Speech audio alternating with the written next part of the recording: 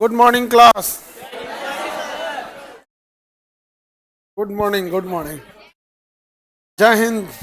इससे पहले क्लास में हम आपको भारत का राष्ट्रपति पढ़ा दिए थे। आर्टिकल 28 भारत का राष्ट्रपति में बता थे।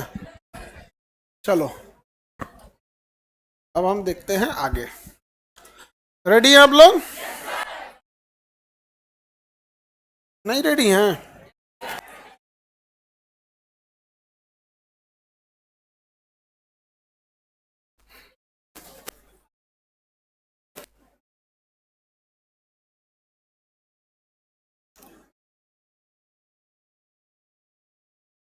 चलिए अब ध्यान से समझते हैं हम लोग। योद्धा बैच आप लोग का तो पढ़ ही रहे हैं और इंग्लिश का बैच पढ़ रहे हैं। इंग्लिश स्टार्ट हो गया है, तो जितने बालक हैं लोग इंग्लिश स्टार्ट है आपका, से आप लोग ऑनलाइन पढ़ लेंगे और एकदम परफेक्ट इंग्लिश क्लास है। राम सर का रामबाण, रामबाण बैच समझ में आ गया? किसका है? राम सर का, राम सर का रामबाण। कोई दिक्कत? उसका भी आएगा फरवरी में, ठीक है। चलिए अब हम लोग देखते हैं अब आगे। आर्टिकल कितना में? आर्टिकल 28। बताइए तो ध्यान से। आर्टिकल 14 में क्या है? विधि के समक्ष समानता। 15 जाति धर्म, 16 लोक नियोजन, 17 अस्पृश्यता, 18 उपाधियों का, 19 विभिन्न प्रकार की स्वतंत्रता। पहले 7 था, अभी कितना है? 6 प्रकार का। 20 एक गलती की एक सजा, सजा उस समय के कानून के साथ, अपने खिलाफ गवाही नहीं देंगे। 21 में प्राण एवं दैहिक स्वतंत्रता, प्राण एवं दैहिक निजता का अधिकार। 21 का शिक्षा, गिरफ्तारी से संरक्षण 22, लेकिन निवारक निरोध 22 का 4, 22 का 4, एनएसए लगेगा 22 का 4, यूएपीए लगेगा 22 का 4। इस सब में आपको छोड़ेगा? टांग के पैक कर देगा 22 के 4 में, निपटा देगा आप लोग को वहां पे 22 में। बलात् श्रम बेगारी नहीं करा सकते। इस 14 वर्ष से कम आयु के बच्चे को खतरनाक काम में लगा सकते हैं। कितना में? 24 में। अंतःकरण 25, धार्मिक आयोजन, धार्मिक कार्य के लिए रखा धन पर टैक्स नहीं रहेगा। सरकारी स्कूल में धार्मिक शिक्षा नहीं दी जाएगी 28। यहां तक पढ़ा दिए थे। जो विद्यालय सरकारी धन से चल रहे हैं उसमें धार्मिक शिक्षा नहीं दी जाएगी, धार्मिक शिक्षा नहीं दी जाए। समझ में आ गया कि नहीं गया? देखो धर्म एक बहुत पर्सनल चीज होता है। इंसान को धर्म करना है, आप धर्म मानिए, अच्छी बात है, घर में इसके लिए मानिए, इसके लिए स्पेशल आपको धार्मिक केंद्र खोल दीजिए, आप अपना पाठशाला खोल दीजिए, अपना जो भी खोलना है। बट स्कूलों में इसको ज़्यादा मर्ज करने पे ना फिर दिक्कत क्या हो जाती है, साइंटिफिक चीज़ें खत्म होने लगती है। क्योंकि धार्मिक चीज़ लोग है ना ज़्यादा आर्गूमेंट नहीं सुनना चाहते हैं। आप उनसे पूछ देगा ऐसे ऐसे क्या हुआ, तो उनके यहाँ ना लैब है, ना लेबोरेटरी है, ना कुछ है। तुम पूछेगा सवाल, धो देंगे, उलाट पलाट देंगे, तुमको भस्म कर देंगे। तो ये थोड़ा सा चीज़ें होती है। तो साइंस और ये साइंटिफिक पढ़ाई अपने जगह पे, धार्मिक चीज़ है। आप साइंटिफिक वाले को देखिएगा, वो अपना पढ़ लिख के रिसर्च विसर्च करके चल गए यहाँ पे। और ये जो है ना रूढ़िवादी वाली चीज, इस मोबाइलवा पे लिखेगा सब। मोबाइल साइंस का देन है। साइंस के आविष्कार किए गए मोबाइल पर कमेंट करता है कि हम बढ़िया हैं। नहीं समझे? धर्म अलग चीज है, साइंस अलग चीज है। दोनों को एक दूसरे पे कोई लेना देना नहीं रहता है। अपना अपना काम करो, ये करो। लेकिन बहुत बार क्या होता है ना कि लोग बहुत धार्मिक हो जाते हैं तो साइंस को लगते हैं चैलेंज करना। ये गलत है। नहीं समझे? धार्मिक लोगों को ये जानना चाहिए कि आप जिस भगवान को मानते हैं उसी भगवान ने इन सारी चीजों को बनाया है। आप भक्ति में रह गए, आपने रिसर्च नहीं किया। उसी भगवान के बनाए हुए चीज के, उसी ईश्वर अल्लाह के बनाए गए चीज को वैज्ञानिकों ने पढ़ाई करके, रिसर्च करके वो भक्ति कम की है, उसे ढूंढ निकाला है। अब आप उसी से लड़ रहे हैं, ते गलत है, ते गलत है। अरे भाई वैज्ञानिक ने लिथियम बनाया है, तो आप जिस भगवान को मानते हैं, जिस खुदा को मानते हैं, लिथियम उसने दिया है पृथ्वी पर। नहीं समझेगा तो लिथियम आयन बैटरी बना दिया। नहीं समझ में आ गया? हवाई जहाज हवा में उड़ रहा है, एरोप्लेन उड़ रहा है, तो उसके लिए सबसे जरूरी है हवायु का होना, हवा का होना। अंतरिक्ष में ना हवाई जहाज उड़ पाएगा ना हेलीकॉप्टर उड़ पाएगा, उसके लिए फिर रॉकेट उड़ेगा। नहीं समझे? तो ये दोनों एक दूसरे को चैलेंज करने लगता है सब, ये थोड़ा सा गड़बड़ है। हमारे संविधान में भी ये चीज है कि हमें वैज्ञानिक दृष्टिकोण अपनाना है। अभी पता नहीं कोई मध्य प्रदेश की किस कहाँ पे ना एक ठो गौमूत्र से कैंसर की दवा बनाने के लिए उसने 8 करोड़ रुपए की 5 करोड़ रुपए फूंक दिया। हालांकि रिसर्च करता तो हो सकता था, रिसर्च करता तो हो सकता था, रिसर्चे नहीं किया, फूंक दिया पैसा, शायद गबन कर दिया पैसा वैसा। तो ये सब ना जो है सब ना, एगो तो अलग ही इंडिया में रिसर्च बड़ा कम हो रहा है, जो ना मिलियो रहा है तो लूट जा रहा। भाई रिसर्च करता होता उससे कुछ ना कुछ तो, नहीं समझे? जनसंख्या इतना कम ज्यादा है। हाँ रिसर्च कम है अपने यहाँ। अपने यहाँ लोग, जनसंख्या जब बहुत ज्यादा हो जाती है तो इंसान क्वालिटी पर ध्यान नहीं देता है। भंडारे के भोजन और बर्थडे के भोजन में अंतर होता है, समझे? भंडारे में क्या होता है, इतने लोग आ जाते हैं कि आप खिचड़िए खिलाइए सकते हैं। इतने लोग आ जाते हैं कि आप क्या खिला सकते हैं, खिचड़ी ही खिला सकते हैं, उससे ज्यादा आप क्या ही खिला पाइए। नहीं समझे? किसमें? भंडारे में। समझ में आ रहा है कि नहीं आ रहा है? लेकिन बर्थडे में गिनती के 20-25 लोग, केक कटेगा तो भंडारा में केक कट। तो हमारे यहाँ जनसंख्या बहुत ज्यादा है, और जनसंख्या ज्यादा होने से बड़ी एक और समस्या है कि ये पॉपुलेशन डिपेंडेंट है और हमको क्या मिलेगा इस वाला है। नहीं समझ में आ गया? कोई नहीं देख रहा है ना, गमला उखाड़ के लेके चल जाओ, क्योंकि बेटी का बियाह पड़ल है, क्यों नहीं देख रहा है ना, 20 गो रसगुल्ला खा जाएंगे हम ही। नहीं समझ में आ गया? ये वाली जो पॉपुलेशन है ना, ये डिपेंडेंट और इतनी का दूसरा भाड़ में जाए यहाँ पर, देखिएगा ना यहाँ पे ये मेंटेलिटी होती है, ये खराब चीज है। आप एक दो तरह से इंसान गरीब होता है, एक पैसे से गरीब होता है, एक मेंटली गरीब होता है। एक जो मेंटली वाले होते हैं ना, उस को कभी ठीक नहीं हो पाते हैं। पैसे से जो गरीब है, लेकिन शिक्षा है, संस्कार है, माँ बाप ने उसको दे। किसी गरीब से मिलना ना, कुछ ऐसे मिलेंगे, इतने संस्कार रहेंगे, आपको दिक्कत नहीं होगा। कोनो कोनो ऐसा मिलेगा ना कि आपको मदद तो करने का मन नहीं करेगा। कुछ कुछ ऐसे मिलते हैं सब। सबसे जरूरी होता है संस्कार, घर में परवरिश कैसे हुई। अब आर्टिकल अब देखते हैं 28 पढ़ा दिए, 29 और 30 दोनों शिक्षा के लिए, लेकिन अल्पसंख्यक की शिक्षा है।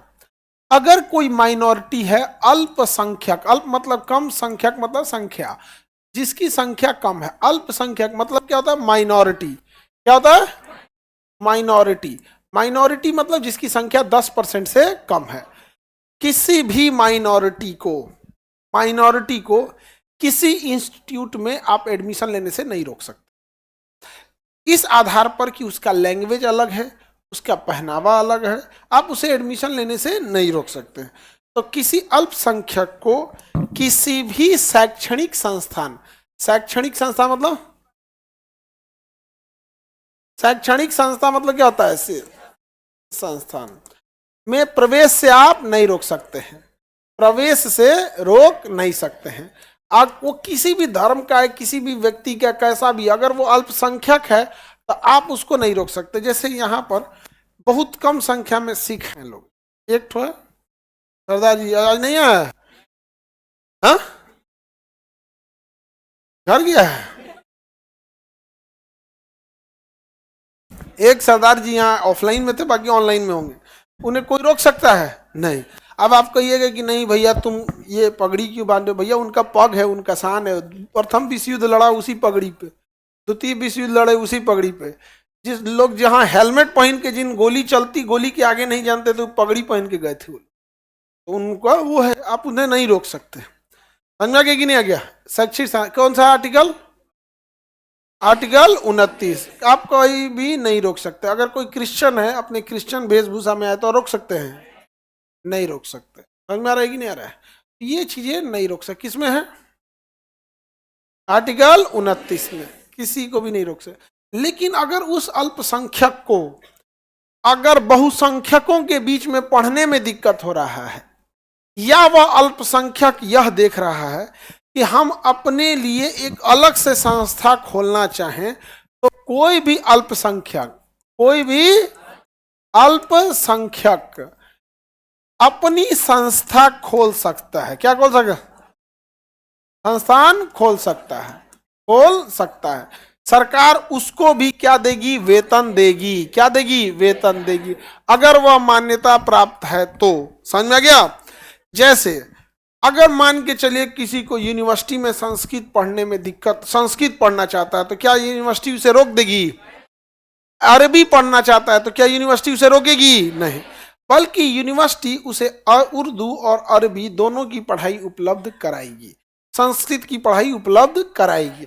लेकिन अगर उसे खुद दिक्कत हो रहा है कि भैया यार यूनिवर्सिटी में संस्कृत वाला माहौल नहीं है, जिसको देखो नौकरी करना चाहता है, जिसको देखो वो कोई वैज्ञानिक बनना चाहता है, कोई आईआईटी निकालना चाहता है, कोई अपना डीएम बनना चाहता है, आईएएस बनना चाहता है, तो अलग। यार हमारा यहाँ तो कोई शास्त्र का पढ़ाते उतना नहीं चल रहा है, हम बड़ा अजीब अजीब फील कर रहे हैं, तो हम अपना एक संस्कृत विद्यालय खोल लेते हैं। तो क्या वो संस्कृत विद्यालय खोल सकता है कि नहीं? और अगर वो विद्यालय सरकारी मानकों के अनुसार रहा, उसका कैंपस, उसकी स्कूल को, तो गवर्नमेंट से वो एफिलिएट यानी जुड़ सकता है कि नहीं? जुड़ सकता। और अगर गवर्नमेंट उसे अपने अंडरटेकिंग में ले सकती है तो उन्हें सैलरी देगी कि नहीं देगी? और जब तक नहीं जोड़ी है वो अपने हिसाब से सैलरी का इंतजाम करो, अपने हिसाब से फीस डिसाइड करो। जब गवर्नमेंट ले लेगी तो गवर्नमेंट अपने हिसाब से फीस डिसाइड करेगी, अपने हिसाब से सैलरी देगी। तो ये संस्कृत विद्यालय खोल सकते हैं, मदरसा खोल सकते हैं। तो संस्कृत विद्यालय और मदरसा दोनों आर्टिकल कितने में है? 30। आर्टिकल कितने में है? 30। समझ में आ गया? तो बताइए अब आप कहेंगे कि तो धार्मिक पढ़ाई हो गया। भैया संस्कृत पढ़ना कोई हिंदू धर्म की पढ़ाई नहीं है, और उर्दू और अरबी पढ़ना इस्लाम धर्म की पढ़ाई नहीं है। वो एक भाषा है, जिस लिखे भाषा पे आप बात कर सकते हैं। अब इसकी जरूरत क्यों होती है? अब आप कहिए कि सर अरबी पढ़ा के क्या होगा या संस्कृत पढ़ा के क्या होगा? भैया वो भी एक तरह का, देखिए इंडिया में तो संस्कृत के काफी रोजगार हैं, लेकिन चूंकि पंडित जी लोग ही पूजा कराते हैं तो घर से ही उन्हें पूरी शिक्षा दे देते हैं। और कुछ संस्कृत विद्यालय भी बहुत बेहतरीन है, नो डाउट उनमें शिक्षा बहुत अच्छी होती है। अरबी से क्या होगा? तो भैया आपको इंडिया में कहीं हो रहा है तो हो रहा है, अदरवाइज में फॉरेन में बहुत सारा भारत का आदमी गल्फ कंट्री में काम करता है, हमारे राजदूत काम करते हैं, दूतावास वाले काम करते हैं। तो भाषा होना चाहिए। कोई ऐसा जासूस पकड़ा गया, कोई ऐसा टेररिस्ट पकड़ा गया जो केवल अरबी बोल रहा है, तो एक आदमी होना चाहिए कौन सी बोल रहा है सुन रहा है। एक आदमी होना चाहिए कि कोई मान के चलिए आपको कोई आतंकवादी अरबिक में बात कर रहा है अफगानिस्तान से, पाकिस्तान से, और आपको अरबिक बुझा ही नहीं रहा है, तो आपके पास कोई यूनिवर्सिटी कोई ऐसा होना चाहिए जहां पढ़ाई हो रही है, तो फटाफट बुलाया जाएगा, रिकॉर्ड करो, बुलाया जाएगा, सुन सुन सुन सुन कौन सी बोल रहा है, क्या बोल रहा है, हबीबी बम फोड़ेंगे कभी भी। तो आप वहां तुरंत क्या कर सकते हैं? समझ सकते हैं। तो आपका तुरंत क्या कर सकते? डिकोड कर सकते हैं। आपका टेररिस्ट की भाषा वगैरह में कहीं पे भी क्या कर सकते हैं? आप डिकोड कर सकते हैं। आगे बढ़े। सर हिंदू रिलीजन तो मेजोरिटी में है। नहीं बाबू, मिजोरम में 93% ईसाई रहते हैं, नागालैंड में 85% से ज्यादा ईसाई रहते हैं। 10 राज्यों में हिंदू अल्पसंख्यक हो गए। समझ में आ गया? अब आप कहेंगे मिजोरम में इतने क्रिश्चियन कैसे हो गए? भाई आप, हम लोग ने क्या किया, मेजोरिटी में जाति व्यवस्था की, तुम नीचे जाति के हो नीचे बैठो। क्रिश्चियंस कहें कि नीचे क्यों बैठे हो, आओ डाइनिंग टेबल पे बैठो। तुम विद्यालय में नहीं घुस सकते हो क्या? मेरा स्कूल ओकरा से बढ़िया, यहाँ पढ़ो। सब पढ़ा लिया, लिखा दिया, उसको सामाजिक दृष्टि दिया, सब कुछ किया।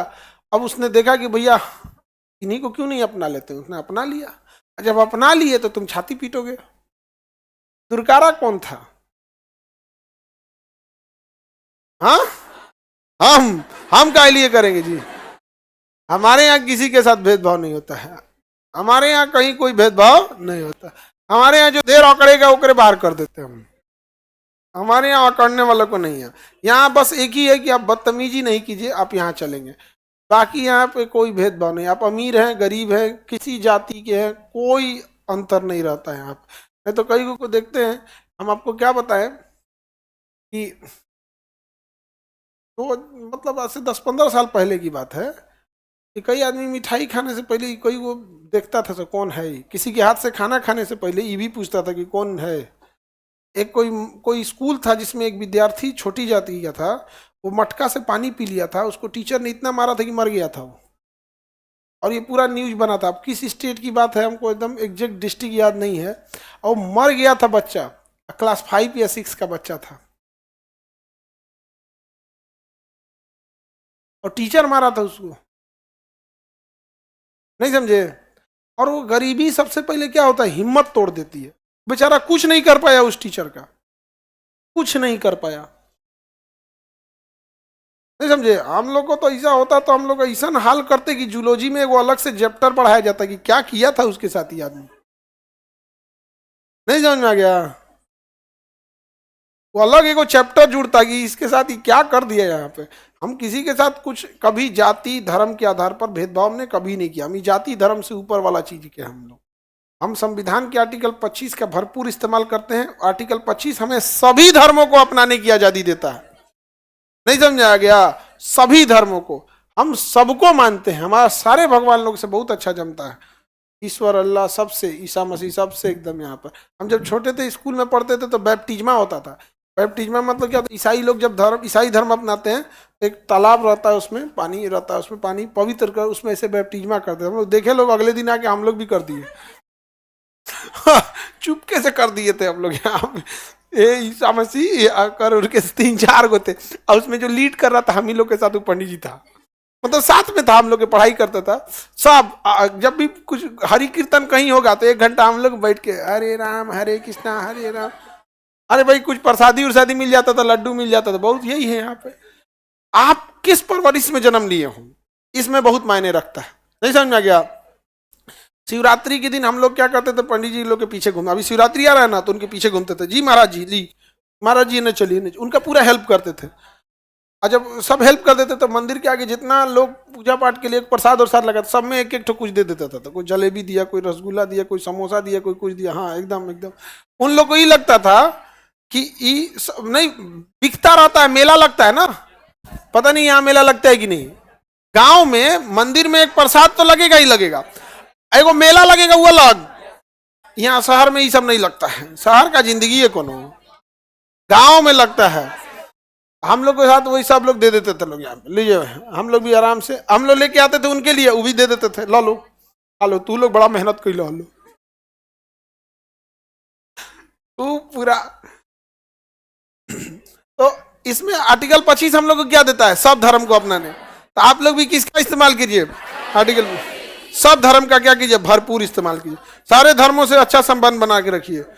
कभियो फंसे सब, मान के चलिए परीक्षा में आप बैठे हैं और गड़बड़ा गया, जा पढ़ाई उतना बढ़िया नहीं हुआ, 2-4 को 20 गो क्वेश्चन में डाउट हो गया कि ई सही होगा कि ई सही होगा, ई सही होगा, तो 21 गो से 20 गो क्वेश्चन मांगेंगे तो कहेगा ना कि पढ़ के आना चाहिए ना, 20 क्वेश्चन हम ही से।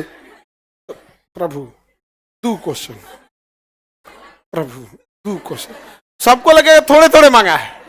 21 को से 20 क्वेश्चन मांगे तो सब लोग नाराज होंगे, तुमको पढ़ना चाहिए, पढ़ा नहीं। आइए 2 क्वेश्चन तो मांग ही सकते हैं। सबसे आर्टिकल किसका इस्तेमाल करो, 25। सबसे कितना कितना question, 2 question, first class 40 question, समझ में आ गया। उसके बाद क्या जाता है, सबको मिठाई पहुंचा दो, सब यहाँ पे। समझ में आ गया कि नहीं आ गया, एकदम यहाँ से।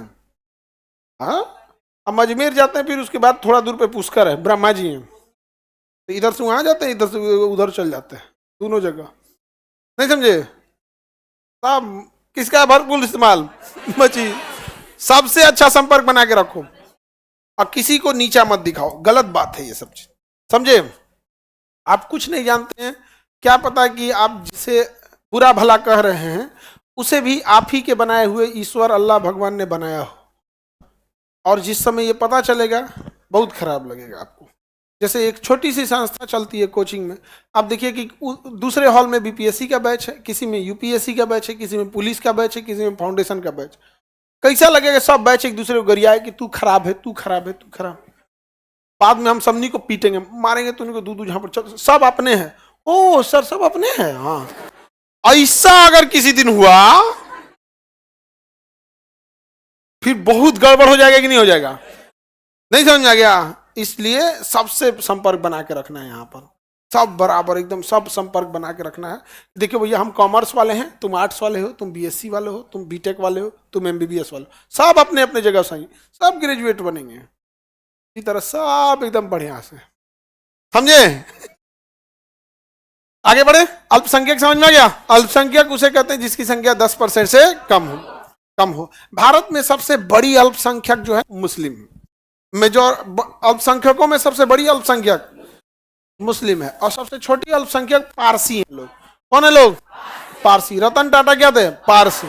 रतन टाटा पारसी थे। रतन टाटा। पारसी लोग बड़े देशभक्त होते हैं, और देखिएगा कोई पारसी उर्सी, देखो देश में सारे देशभक्त होते हैं, इसे थोड़ा नेतवन को छोड़ के। आगे बढ़े। पूरे देश के लोग देशभक्त होते हैं, कसम बता रहे हैं, नेताओं को छोड़ के वो सबसे बड़े देशद्रोही होते हैं। हर चोर सबसे पहले हल्ला करता है, कौन चुराया है, कौन चुराया है, ताला कौन तूरा, और वही तुरले रहता है।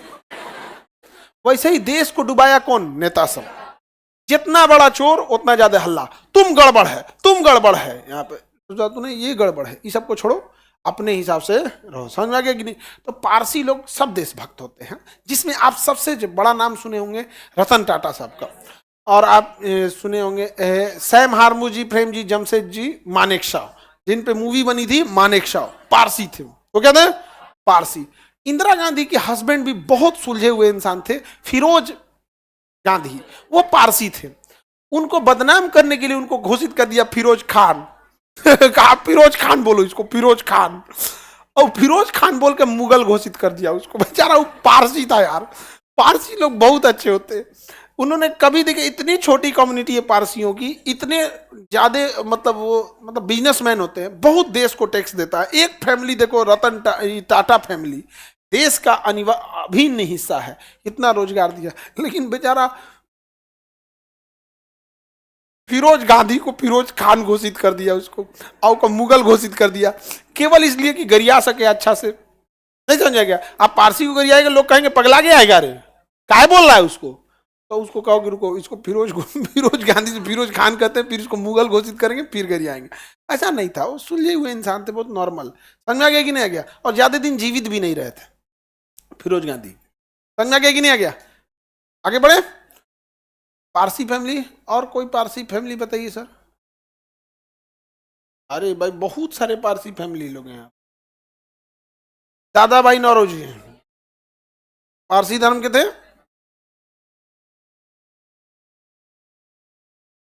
आगे बढ़े।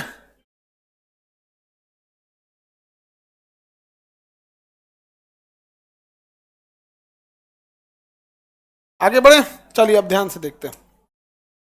आर्टिकल 29 समझ में गया? 10% से कम है तो अल्पसंख्यक, 10% से कम है तो अल्पसंख्यक दो आधार पे हो सकता है, एक धर्म के आधार पे हो सकता है, एक भाषा के आधार पे हो सकता है। धर्म और भाषा। अल्पसंख्यक कितने आधार पर? दो, धर्म और भाषा। जात के आधार पर अल्पसंख्यक हो सकते हैं, जात के आधार पर अल्पसंख्यक नहीं हो सकते। कहां हो सकते हैं अल्पसंख्यक? तब तो ब्राह्मण 3% है लोग। ब्राह्मण कितने परसेंट है? 3%। लेकिन बुद्धि 2000 साल से पहले से उन्होंने शिक्षा ही नहीं छोड़ा है, शिक्षा छोड़ा ही नहीं। तो शिक्षा की एक सबसे बड़ी चीज जानते हो क्या होता है? जब आप 100 साल तक पढ़िएगा ना, तब आपका लिंक बनता है, और अभी आपका कोई लिंक नहीं बनेगा। हम अपने घर में जब आए, हमारे आगे पीछे कोई वो नहीं रहा कि क्या करना है, क्या नहीं करना है, कुछ नहीं, अकेले बढ़ना था। लेकिन आप बताओ, मेरे पीछे जो मेरे भाई हैं या फिर हमसे जो जुड़े लोग हैं, उनको तो आधा प्रॉब्लम ऐसे सॉल्व हो जाएगा। तो अभी क्या है, SC ST के साथ वो अभी आगे आ रहा है ना, तो अकेले आगे बढ़ल है, फंसता है तो कुछ बुझे भी नहीं करता, पहुंच गई लो, पहुंच जाता है। और जिन्होंने 500 साल, 1000 साल, 2000 साल से पढ़ाई किया है, वो फंस गया। रिश्तेदार में 2 CA मिल जाएगा, रिश्तेदार में 4 डॉक्टर मिल जाएगा, रिश्तेदार में 2 वकील मिल जाएगा, 5 जज मिल जाएगा, 2 थाना में दरोगा बैठल मिल जाएगा, सब मिल जाएगा। और तुम अगर अपने घर के पहले पीढ़ी है पढ़ने वाले, आपको कोई नहीं मिलने वाला, सिंगल। आप में ज्यादातर ऐसे कितने लोग हैं जो पहला है खानदान का जो पढ़ने निकला है, मतलब इस क्षेत्र में निकला। देखो आप लोगों को कोई मिलने वाला नहीं है, आप फंसिएगा, कुछ कीजिएगा, चुपचाप शांति से रहो। गर्ल्स के साथ भी ऐसा ही है, अगर कोई फीमेल फंस जाए किसी केस उसमें, उसको बड़ा कम मिलेगा एक फीमेल के नाते। जहां जाएगी सीनियर में मेल मिलेगा, जज में, वकील में, सब जगह यही मिलते रहते हैं। आगे बढ़े। आर्टिकल 29 समझ में आ गया? अल्पसंख्यकों की पहली बार रक्षा 29 में, अल्पसंख्यकों की पहली बार रक्षा 29 में। अल्पसंख्यक को विद्यालय से रोक सकते हैं? नहीं। और अगर अल्पसंख्यक अपना संस्था खोलना चाहे तो सरकार वेतन देगी कि नहीं देगी? अगर सारे मानक को पूरा करेगा तो वेतन देगी। क्या संस्कृत विद्यालय के आचार्य लोगों को सैलरी मिलता है? मिलेगा। संपूर्णानंद संस्कृत विश्वविद्यालय के सारे लोगों को मिलता है, अच्छी चीज है। क्या मदरसा अगर सरकारी मान्यता प्राप्त है तो सैलरी मिलता होगा? मिलता होगा। एज ए टीचर के तौर पे मिलता होगा। क्या बोलो?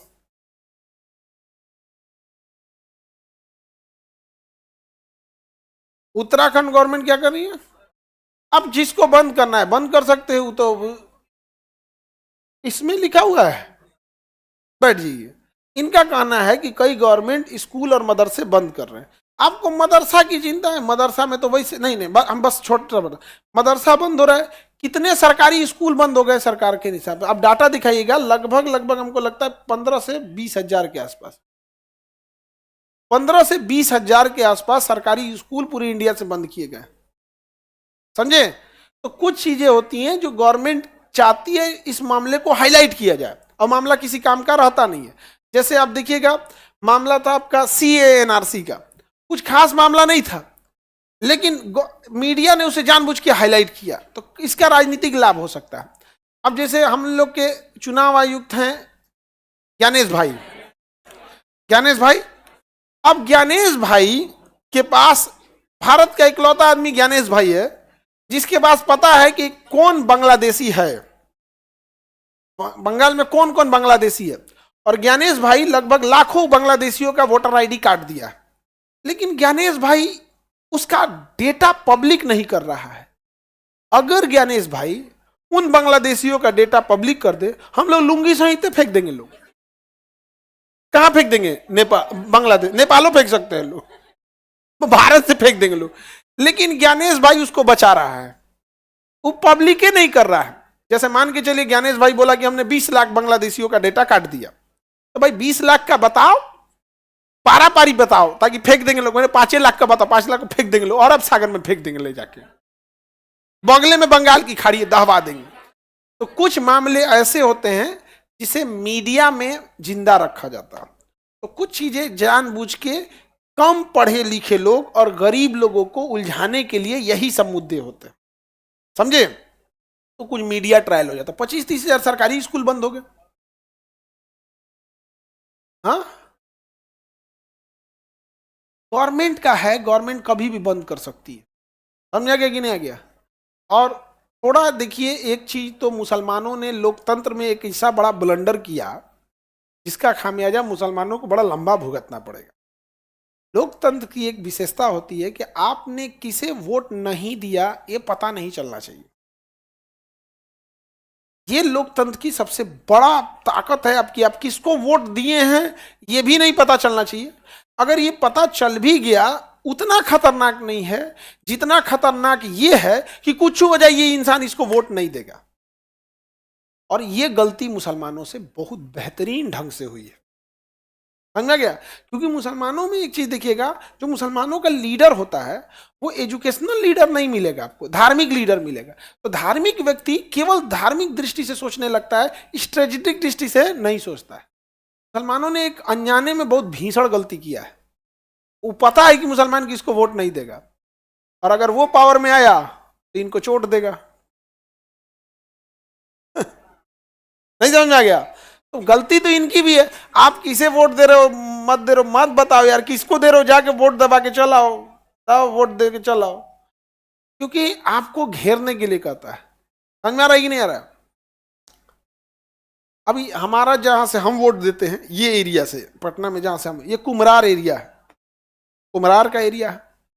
अब कुम्हरार एरिया में हम लोग का क्षेत्र आता है, हम लोग यहीं वोट देते हैं। अब यहाँ पे ना पिछले 20 साल से आरजेडी का कोई चुनाव खड़ा ही नहीं होता है। यहाँ से ये एरिया में आरजेडी का कोई खड़ा नहीं होता। मीडिया का एक हिस्सा था जिसे जानबूझ के इस काम के लिए छोड़ा गया कि कह दो कि खान सर जाके आरजेडी को दिए हैं, मतलब जोड़ने के लिए, जबकि यहाँ से कोई खड़ा ही नहीं होता है।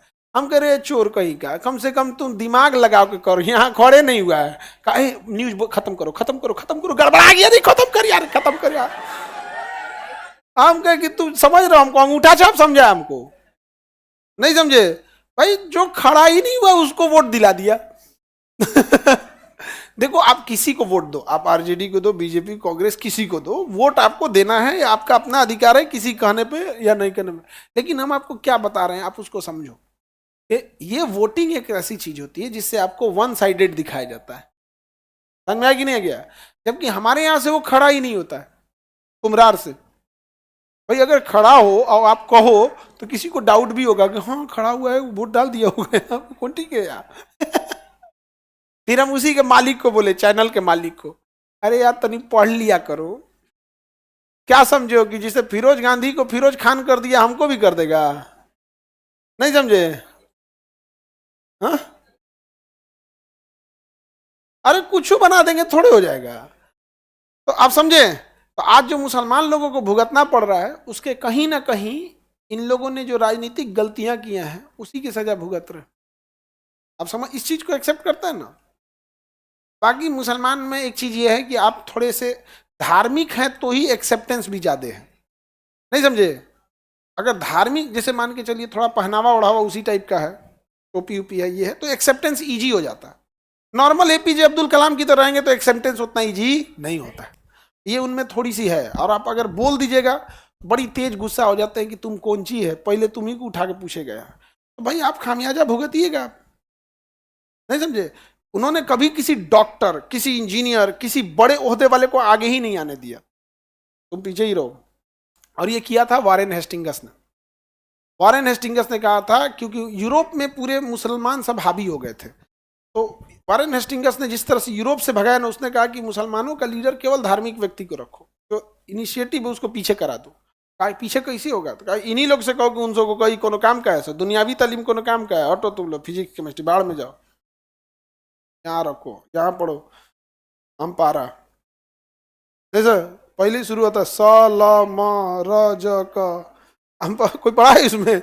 यहीं से ना शुरू होता है, स ल म र ज क, मतलब मिला मिला के पढ़ने वाला वहीं से। उससे पहले तो कायदा चालू होता है, प्लास्टिक का किताब रहता है, आली बे आली बे ते। आगे बढ़े, तो अल्पसंख्यक समझ में आ गया? किसी को दिक्कत?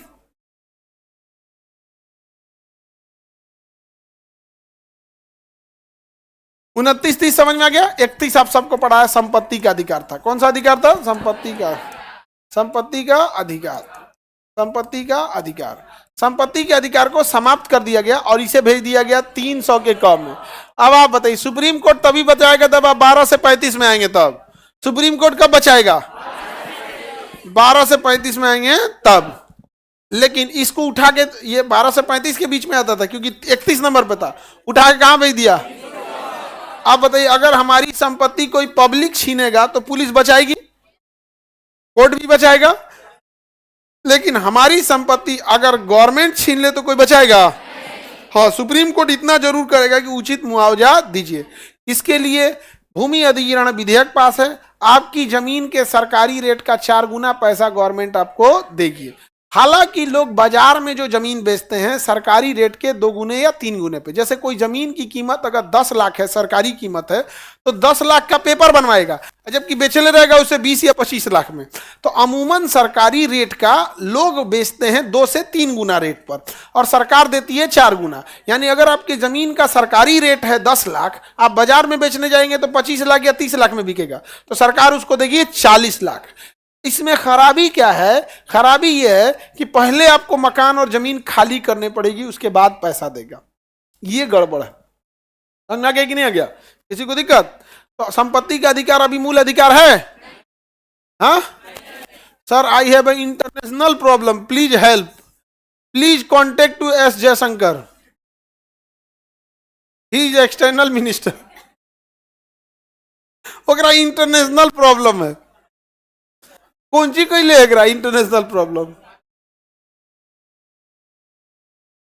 आगे बढ़े। संपत्ति का अधिकार कैसे अधिकार है? कानूनी अधिकार।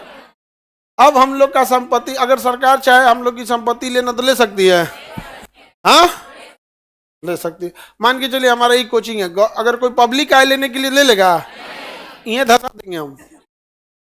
लेकिन अगर गवर्नमेंट लेना चाहे ले ले। अब पटना के डीएम कहे खान सर अपना कोचिंग खोलिए, यहाँ हम पागल खाना खोलेंगे, तो ले सकते हैं। और यहाँ क्या खोल सकते हैं? पागल खाना।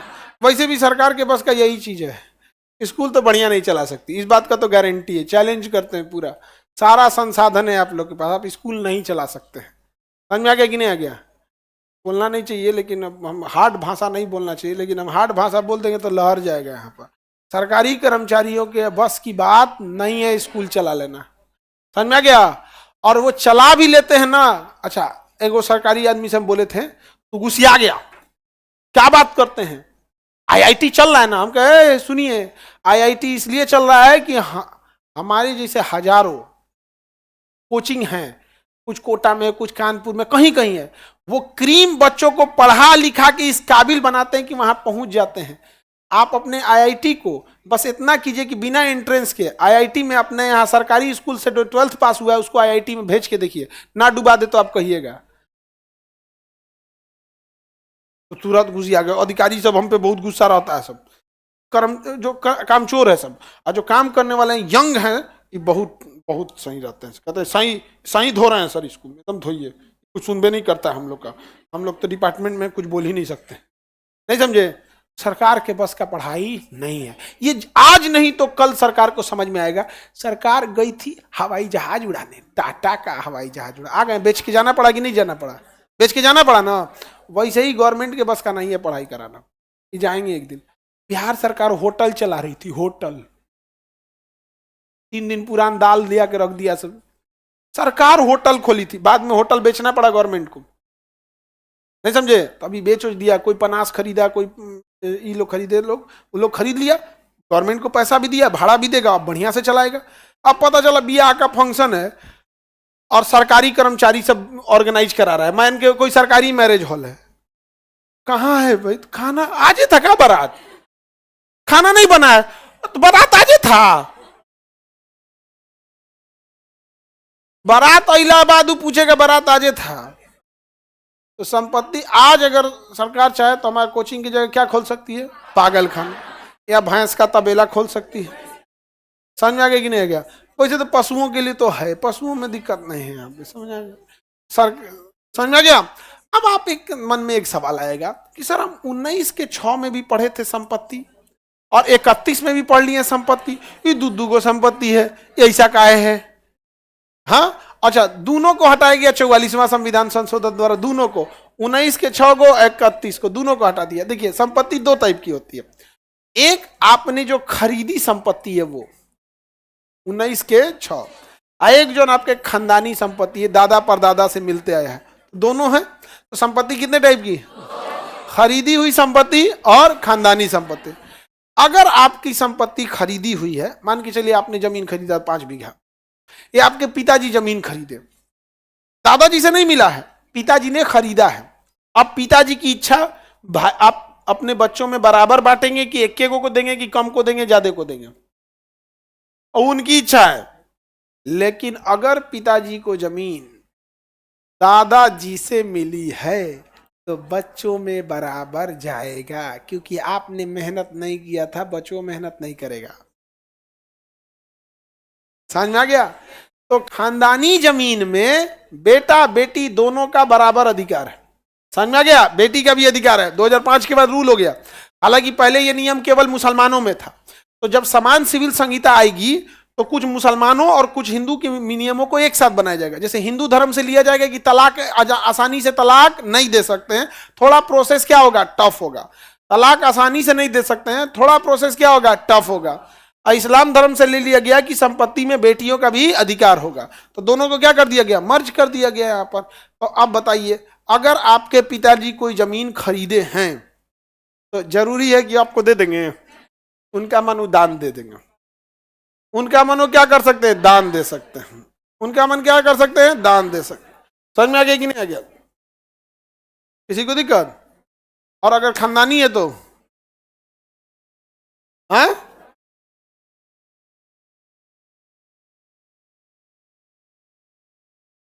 क्या करेंगे? बराबर बांट। तो खरीदल संपत्ति 19 खानदानी। तो आप में से बताइए कितने लोग हैं जिनके पिताजी बाद में जमीन खरीदे? हाथ उठाइए। हाँ, तो बाबू लोग अच्छा से ध्यान रखना। और कितने लोग हैं जो खानदानी मिला है? खानदानी तो सबको मिला होगा। ठीक है, आगे बढ़े।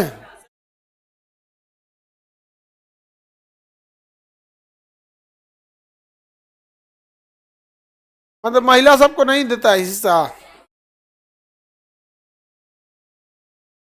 अमूमन महिलाएं खुद ही नहीं मांगती हैं, ज्यादातर महिलाएं खुद ही नहीं मांगती हैं। हाँ,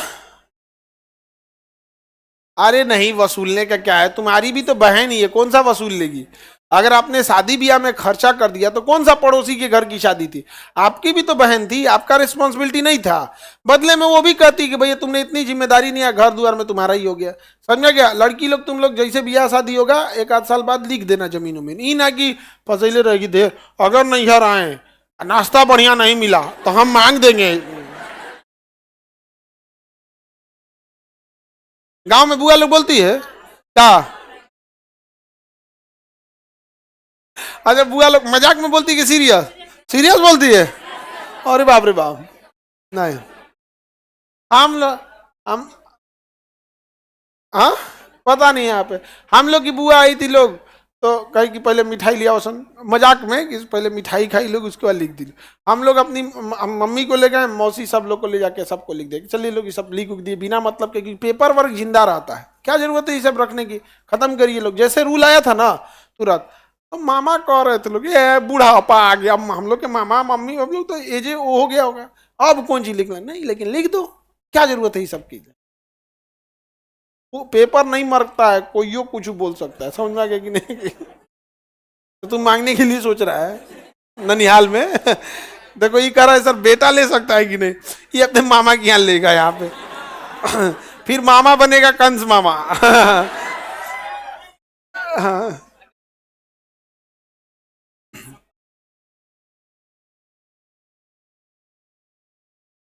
किस चीज के लिए। पहले बेटी के नाम या बेटा के नाम पे होगा तब ना संपत्ति लिखोगे, नहीं ऐसे कैसे हो जाएगा। इसका कहना है कि पिता के नाम पे संपत्ति है, अब बेटी लिख दी है, अरे भैया बेटी पहले अपने नाम पे कराओ के बाद ना लिखो। तो अभी पिते के नाम पे और नीचे बेटी बेच दी है, गया जो खरीदा है वो, पहले अपने नाम पे तो कराओ, मोटेशन नहीं होगा। समझा क्या। सरकारी कर्मचारियों का कोई और छोर नहीं है, तुम लाल किला का पेपर बना के जाओ लिख देगा, लाल किला तुम्हारा हो गया, मोटेशन नहीं करेगा। मोटेशन मतलब दाखिलकारी। तो पहले पिता से बेटी को अपना कराना चाहिए ना, कि पहले ही जाके लिख दिए। हाँ तो लिख दिया बिना करी ले, जमीन पहले का था, कौन एकरे आसपास का है कोई, है कि नहीं। हाँ हुआ होते रहता है यहाँ पे, तो जो खरीदा वो फंस गया, उसका उपाय कोई बात नहीं, पैसा वापस करो, नहीं तो डूब गया, नहीं करेगा तो डूब गया, जाओ गया पैसा। हाँ 10-12 लाख डूब गया, और उसपे से कुछ जो अकाउंट से गया होगा वही रिकवर होगा, जो कैश गया होगा उसका कोई हिसाब किताब नहीं होता। हाँ, अरे बाप रे, इसको देखो। अरे बाप, पिता, अभी हम समझाएं कि अगर पिताजी जमीन खरीदेंगे तो जरूरी नहीं कि सारे बेटा को दे, कोनो बेटा को ना दे के कहीं संपत्ति लिख देंगे, कोई चैरिटी ट्रस्ट में दे देंगे। इसका कहना है कि अगर भाई जमीन खरीदा है तो उसमें बहन का हो सकता है कि क्या करते हैं भैया तुम्हारे। अच्छा भाई छोटा है अभी, तो अभी कहाँ जमीन खरीदा होगा। पूछ रहे हो कि फ्यूचर में खरीदेगा तो हमारा होगा कि नहीं, नहीं होगा तुम्हारा। हाँ, ले इसका कहना है कि अगर मेरा है तो वो ले सकता है, कैसे तुम्हारा जमीन तुम्हारा हुआ। अच्छा आप खरीदेंगी तो देखो, एक सीधी सी बात, अगर जमीन आपने खरीदा है उस पर कोई रूल नहीं लगता, आपकी इच्छा। समझा गया। अभी हम हॉस्पिटल खोल रहे थे ना, अभी तो 2-4 आदमी अपनी जमीन दान करने के लिए कहे, कुछ आरा के एक आदमी थे, वीर कुंवर सिंह का जो है आरा, वो कहें कि सर हम आरा में ऐसे देते हैं आपको 5 बीघा, आप इसमें खोल दीजिए। हम कहें कि अभी रखिए लोग इसको, अभी पहले पटना खोल के स्टार्ट करें, पहले यहाँ पे क्या अच्छा क्या खराब क्या बना बिगड़ा इसको पहले हमको समझने दीजिए यहाँ पर, उसके बाद। तो बोले कि सर एक बात बताइए, दूसरा हम किसी को देते 5 बीघा तो कहता कि बाद में खुलते रहो पहले लिखवा लेते। हम कहे ना ना भैया ये सब ना है, दूसरा कोई रहता, दूसरा कोई देवे नहीं करता, तुम जानते हो कि ये आदमी नहीं लूटेगा इसीलिए दइयो रहे हो। तो उसी चीज को बना के रखे, उसको काहे हम बिगाड़ेंगे वो 5 बीघा जमीन के लिए? नहीं भैया ठीक है। हाँ अगर कभी उधर जाएगा आदमी लगेगा तो कर दीजिएगा, तो अच्छी चीज है, समाज सेवा में पूरे समाज को होना चाहिए। लेकिन उनका भी खानदानी रहे तो नहीं लिख सकते। तुम लोग यहाँ हम पॉलिटी पढ़ा रहे हैं, अपन अपन घर का विवाद ले आके लेके चला है। हाँ जमीन का बात उठा के लेके चला है उसे।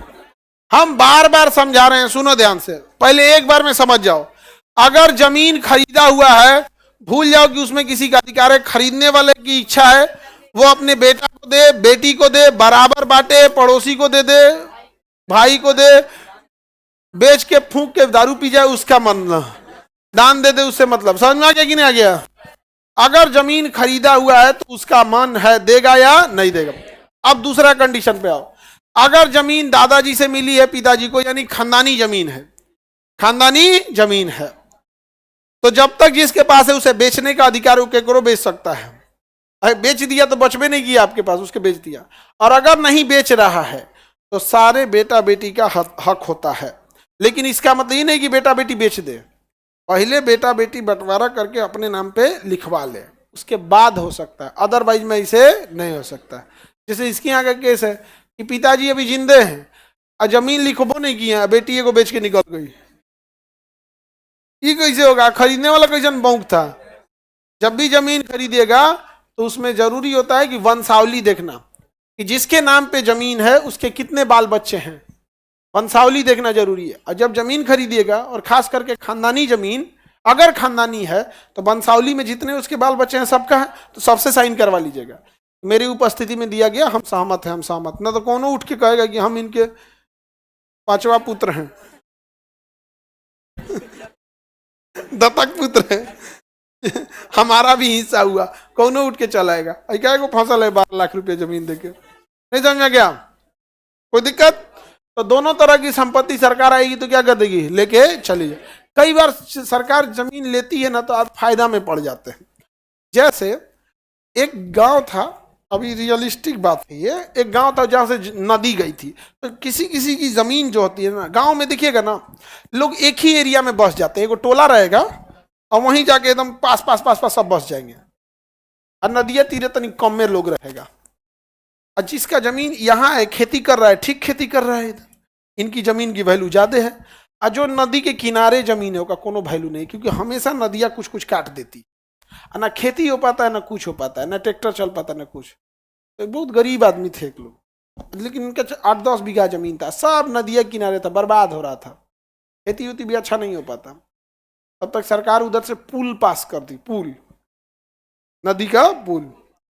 अब पुल पास हुआ तो कुल जमीन वही इसका खरीदा गया, मुआवजा मिल गया। और कितना? 4 गुना। जो जमीन कोई नहीं पूछ रहा था, आम पब्लिक वहां खरीदने नहीं, यहाँ घर बनाइएगा कोनवा में भंस जाएगा, ठीक है ना, गिर जाएगा, टेढ़ होकर गिर जाता है। लेकिन पुल तो बहुत गहरा ले जाते हैं लोग ना, वो तो नदी में नहीं भंसता है, तो उसको मुआवजा मिल गया। अब देखो जब मुआवजा मिला ना, अब ऐसा उड़ रहा है सब, ऐसा उड़ रहा है जैसे लग रहा है कि इलॉन मस्क के घरे आता है। हाँ हाँ नहीं समझ आ रहा है? तो कोनो कोनो को जो पैसा आता है ना, ऐसा उड़ने लगता है ना, जैसे लगता है काज ने का कैले है, यहाँ पर खूब उड़ेगा सो। यहाँ पर ये सब चीज नहीं होना चाहिए, आप लोग मत उड़िएगा। कितना पैसा रख सकते हैं बाबू? रावण का सोना का लंका ना बचा, आप कितना कमा लिए? समझे? तो संपत्ति के अधिकार समझ में आ गया? सर हमारे पापा खरीदे थे तब वो चाचा ले लिए, नहीं दे रहे हैं, तो पता कीजिए कब वो चाचा पापा को कहीं पैसा वैसा तो नहीं दिए हैं कबो का? हाँ कई बार ही होता है, नहीं तो इसे ले कैसे लेंगे? हाँ हाँ ज्यादातर लोग, इनका कहना भी सही है कि ज्यादातर पुरुष अपनी पत्नी के नाम पे ले लेता है कि भाई का न हो, बट ऐसा होता होता कुछ नहीं है यहाँ पर। समझ में गया? वो इसलिए लेता है कि जैसे मान के चलिए कि कोई व्यक्ति है, वो कहीं से कर्जा और लिया है, या कहीं से उसकी लाइबिलिटी है और उसके नाम पे संपत्ति है तो लोग संपत्तियां छीन के ले लेते हैं। और अगर पत्नी के नाम से ले लिया और कर्जा लेके भागी हो गया, अब पत्नी के नाम पे लेके चल जाएंगे और केस करेगी महिला तो सब धारा लगवा देती है कि देखियो रहा था, ऐसो भी किया है, यो दहेज भी मांगा है, तो कहेगा तुम्हारा पति नहीं है, तो उसे क्या हुआ, दहेज मांगा है।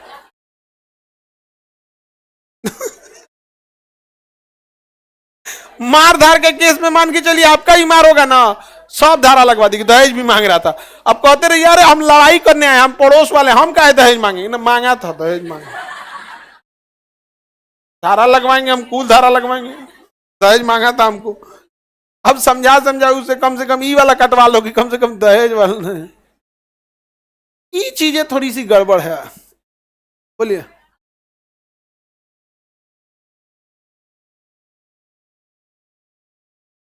उस पर नियम नहीं लागू होगा जो 2005 से पहले बंटवारा हुआ है, और उसमें अगर किसी महिला ने अपना हिस्सा नहीं मांगा है तब उसका नहीं होगा,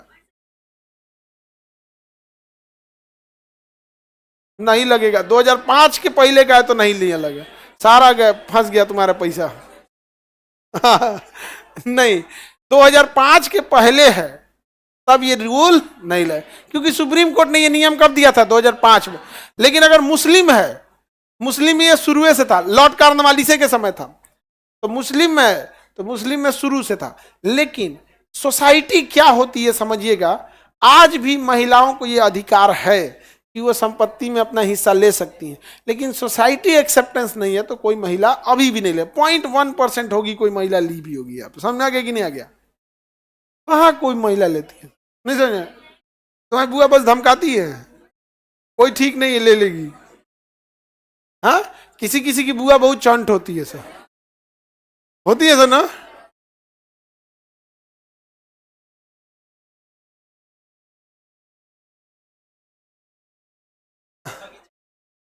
ले एक का जमीन देखो,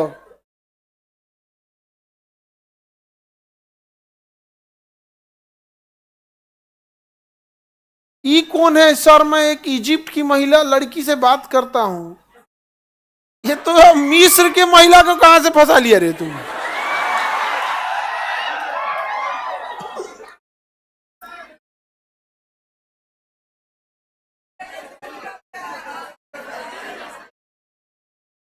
तोरा इधर नहीं मिली थी, अफ्रीका महाद्वीप में चल गया। लोग अपना राज्य बदलते हैं, देश बदलते हैं, महाद्वीप बदल दिया।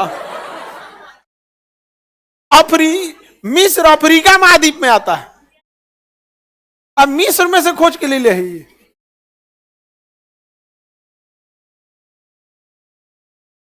अच्छा, यही बोल रहा था इंटरनेशनल प्रॉब्लम है। ओ हो,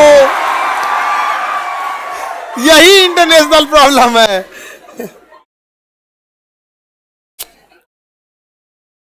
ये तो ऐसा ऐसा समस्या लेके आ रहा है। मिस्र को जाके जा, तेरे ससुराल मत जियो, स्वेज नहर में दहवा देगी तुमको ना, वहीं जाके तेरा मम्मी बना देगी पिरामिड। जा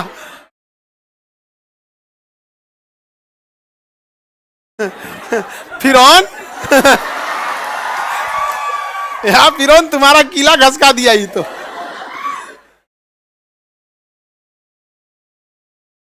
हाँ, इसका प्रॉब्लम सुनो ध्यान से। अगर कोई जमीन हम कब्जे ले लेकिन उसका पेपर नहीं है तो क्या होगा?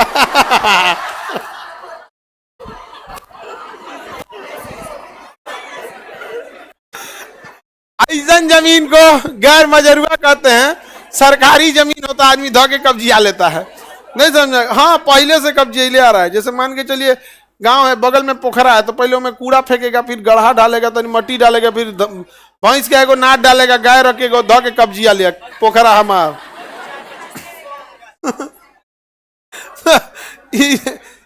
वो सरकारी होगा तब होगा, कोई मालिक नहीं है तो सरकार है उसका मालिक।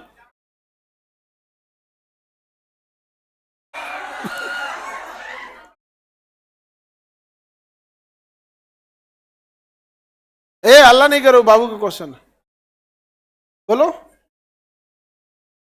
हाँ, जमीन है, हल्ला नहीं करो।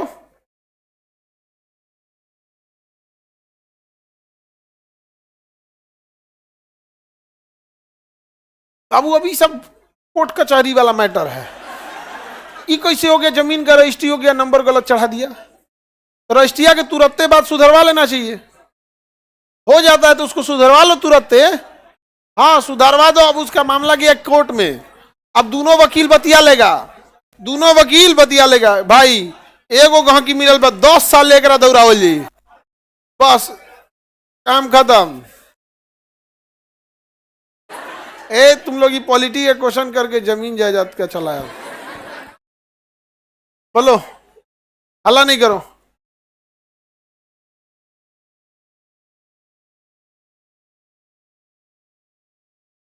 पैतृक संपत्ति है, बाबू का क्वेश्चन है कि पैतृक संपत्ति है, उसके 2 बच्चे हैं, एगो बाप को मानता है एगो नहीं मानता है। अगर पैतृक संपत्ति है तो दोनों को जाएगा, माने चाहे मत माने।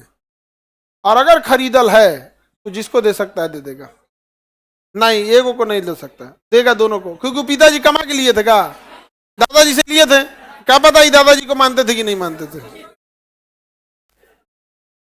अच्छा ये जबरदस्ती क्वेश्चन पूछा कि नहीं, जब हमने बता दिया कि अगर संपत्ति पैतृक है तो जाएगा बराबर, फिर खड़ा होकर पूछ रहा है बहू का कहीं का।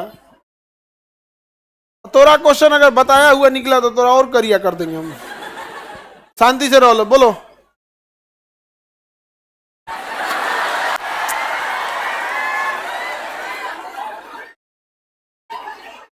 ए हल्ला नहीं करो, दादी की संपत्ति है, बोलो।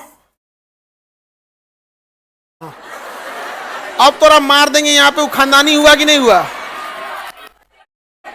देखो खानदानी नहीं हो गया, दादी के पिता ने दादी को दे दिया संपत्ति, हो गया खानदानी। दादी अपन जेब से नहीं ना खरीदी थी, खत्म। जबरदस्ती पूछता रहता है, और अगर तुम सामने फिर आ गया,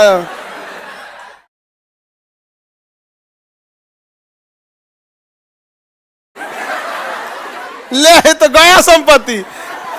इसका क्वेश्चन विचित्र है, असामान्य है। इसका कहना एक आदमी अपनी पत्नी के नाम पे जमीन लिया, अब पत्नी भाग गई, जमीन गया, जमीन गया, इसीलिए तुम टेंशन में रहता है। यही तो नहीं है वो, शादीशुदा है, केकर भागल है, गांव को नो। ये तो विचित्र क्वेश्चन है, बहुत रिस्क है। ऐसा नहीं है, बहुत जगह ऐसा होता है। एक जगह एक महिला थी, उसने अपनी आप बीती जब बताया, उसने अपने हस्बैंड को किडनी दिया था, किडनी दिया था, फिर हस्बैंड कमाने गया, वहां दूसरी शादी कर लिया। या ये सब चीजें कम से कम नहीं होनी चाहिए। कि जब कई बार क्या होता है कि इंसान को लार्जर एस्पेक्ट में देखना चाहिए कि इसका इंपैक्ट सोसाइटी पे बहुत बुरा पड़ जाएगा, बहुत बुरा पड़ जाएगा। कितना बड़ा जीवन रहता है इंसान का, काट लेता एकरो को भागल दूगो, बोलो अल्लाह नहीं करो।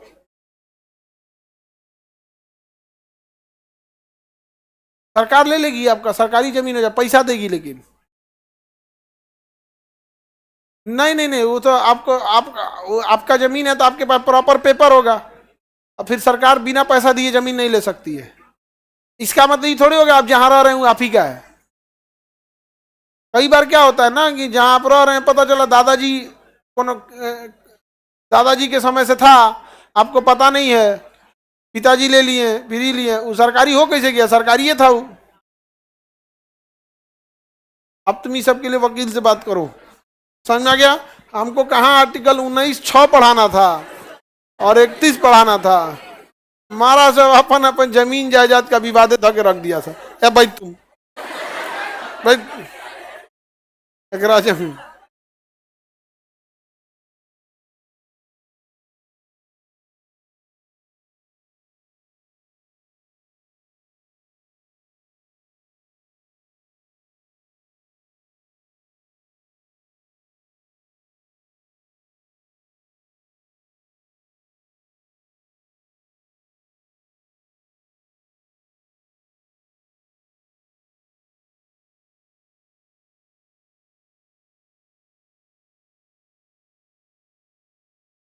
पहले क्या तुम, संपत्ति उसका है, बेच के जाएगा या कुछ करेगा, तुम कौन हो बोलने वाले। नेपाल जाए चाहे दुबई चल जाए, उससे क्या मतलब है तुमको। जिसका संपत्ति जाए वो समझे अपना। भी आकर के नेपाल चल गया, नेपाल में बस गया, फिर नेपाल में ये हो गया वो हो गया, उससे क्या मतलब है। तुम्हारा आर्टिकल 19 और 21 नहीं बुझा, 31 नहीं बुझा रहा है गधा सब ये सब ना। अच्छा यही सब क्या करता है सब ना, कहता है ग्रुप स्टडी में पढ़ना चाहिए। ये पहला जो ने ग्रुप में जाएगा सब, ग्रुप नहीं डुबा देगा, ग्रुप स्टडी करना चाहिए, ग्रुप स्टडी। अब आगे ये क्लास मंडे को करेंगे हम।